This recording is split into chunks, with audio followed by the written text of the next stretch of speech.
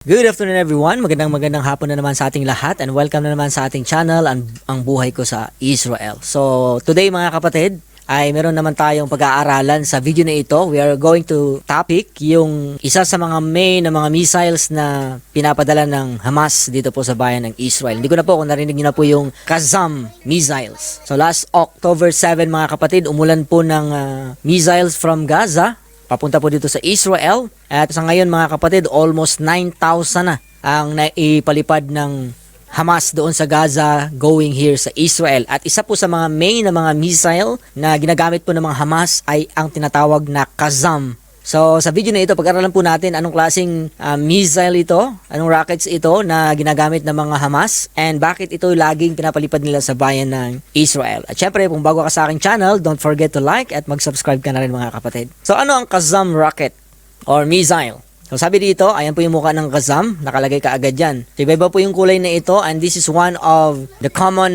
missile na ginagawa po doon sa Gaza ng mga Hamas. Tignan natin how it work at anong klaseng missile ito, kasi nga marami pong mga missile na sa mga iba't ibang bansa, and sa 9,000 rockets na pinadala ng mga Hamas dito sa Israel, ito po yung pinaka-common na alam na ng bayan ng Israel. Okay, ang Qassam missile na ito mga kapatid is a short-range missile. Nasa 15 to 20 kilometers lang yung kayang abutin nito, pero malayo na, no? Kilometers. So it is a self-produced Hamas. The Qassam has been terrorizing almost 2001 pa nagsimula ito. So this rocket can reach Israeli communities close to Gaza, endangering about 70,000 civilians. And imagine, take note, yung mga civilians na ito, hindi lang po mga Jewish. There are different kinds of people right now who are living in Israel. Ang iba po ay mga ibang lahi na, kagaya po may mga Pilipino rin po dito na nagtatrabaho sa bayan ng Israel. So Qassam rockets are a type of low-tech improvised rocket commonly used by Palestinian militant groups, primarily Hamas in the Gaza Strip. So type daw ito ng mga low-tech, ibig sabihin hindi siya high-tech. So mga improvised lang. Alam natin sa Pilipinas, magaling tayo sa mga pag-improvise pag may mga nasira na mga gamit. So this is kind of improvised rocket commonly used ng mga Palestinian militant groups doon, especially yung mga Hamas in the Gaza Strip. So sa 9,000 na mga pinalipan ng mga Hamas dito, karamihan ay mga Qassam rockets. Pero ngayon medyo may mga malalakas kasi nga they are being provided by Iran and other countries na tumulong. Kaya mapapansin nyo may mga nakapasok at may mga long range sila na missile because there are countries who help them to produce other rockets mga kapatid papunta dito sa Israel. Pero yung kayang gawin lang dito ng mga Hamas sa Gaza ay yung Qassam rocket kasi nga mga low-tech lang ito, mga improvise lang para makagulo dito sa bayan ng Israel. So Qassam rockets typically have a range of a few kilometers. Ayan nga, nasa 20 kilometers lang or 12 miles. They are relatively small and lightweight. Ibig sabihin, kayang mabuhat and usually carrying a payload of explosives or shrapnel. Ibig sabihin, may laman ito ng mga pasabog at yung mga shrapnel. Ibig sabihin, pag sumabog ito, ayan, dapat nakadapa ka. Kaya nga sa Israel, mayroong mga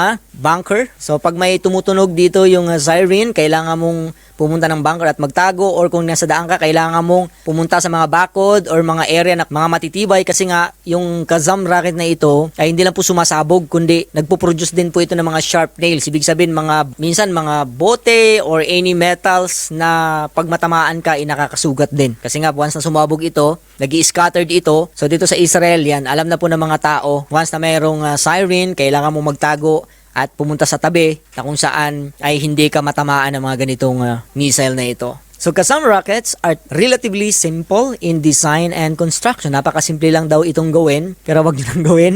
They are usually made from metal pipes or tubes with fans added to stability during flight. So ayan, gawa lang siya sa metal pipes and tubes. And yun nga, nilagyan nila para maging stable sa ilalim. Nilagyan din nila ng parang fence, parang sa isda. Normal naman yung mga missile, mayroong mga ganyan to stable, parang arrow lang siya. So Qassam rockets are unguided and lack sophisticated guidance system. Ito yung problema sa Qassam rocket. Unguided, kulang ng sophisticated guidance, walang guidance system. Ibig sabihin, pag makatapos silang gumawa nito, pag itiran nila kahit saan, basta kung saan mo iharap ito, bibitawan mo, bahala na si Batman. So kung sino yung matamaan, yan po yung Qassam rockets na ito. So walang pinipili, basta dito ka sa Israel na itatrabaho, nakatira, kahit anong lahi ka, kahit anong belief mo, anong culture mo, pag mapuntahan ka ng rocket na ito, magtago ka. Kasi walang guidance system. It strike anywhere. Sabi dyan, this makes them highly inaccurate with a significant margin of error in terms of where they land. That's why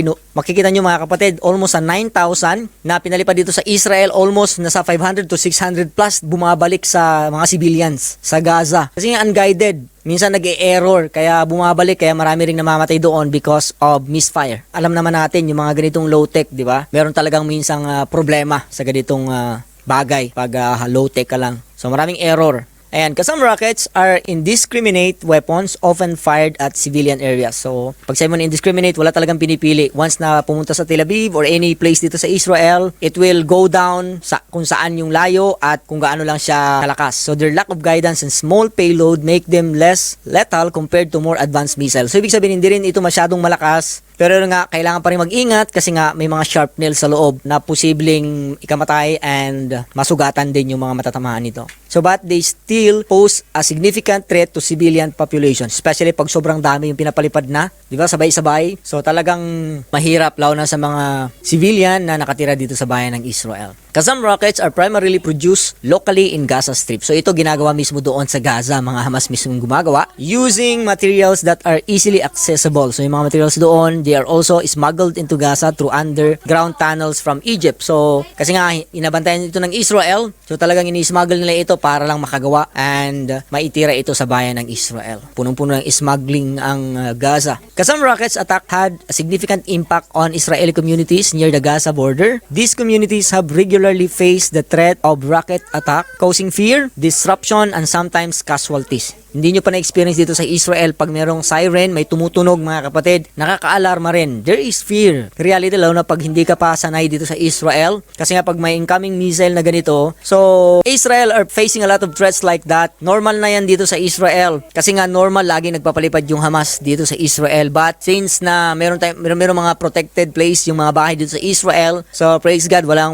namang laging casualty. Kasi nga pinoprotektahan talaga ng bayan ng Israel ang mga tao dito. That's why they are making a lot of defense, mga high-tech gadgets to defend the people here in Israel. Hindi po sila uma-attack, they are just defending. That's why no wonder ang tawag sa mga sundalo nila is IDF, Israel Defense Force, because they are just defending this country against the threat sa mga ganitong pag-attack. So, ayan, sometimes merong mga natatamaan, lalo na pag sobrang dami, 9,000 ba naman mga kapatid, walang bansa na natitira ng ganito kadami ng mga missiles, and marami pa ring bansa na hindi nagagalit sa ganitong sitwasyon. Ikaw ba naman, ganito yung mangyari sa bansa mo? Praise God sa Israel dahil kahit maliit lang ito, you have a big God and may mga defense yung Israel against these rockets na pinapadala ng Hamas. So Israel has implemented several defense systems to mitigate the threat of Qassam rockets. This include the Iron Dome. So yung Iron Dome talagang ginawa nila, dinisign nila dito sa Israel on this kind of rockets to intercept. So ayan, a missile defense system designed to intercept and destroy incoming rockets. An early warning system to alert civilian of incoming alert. So sabay na yan, pag warning, kailangan mo ng 90 seconds, kailangan makahanap ka ng taguan,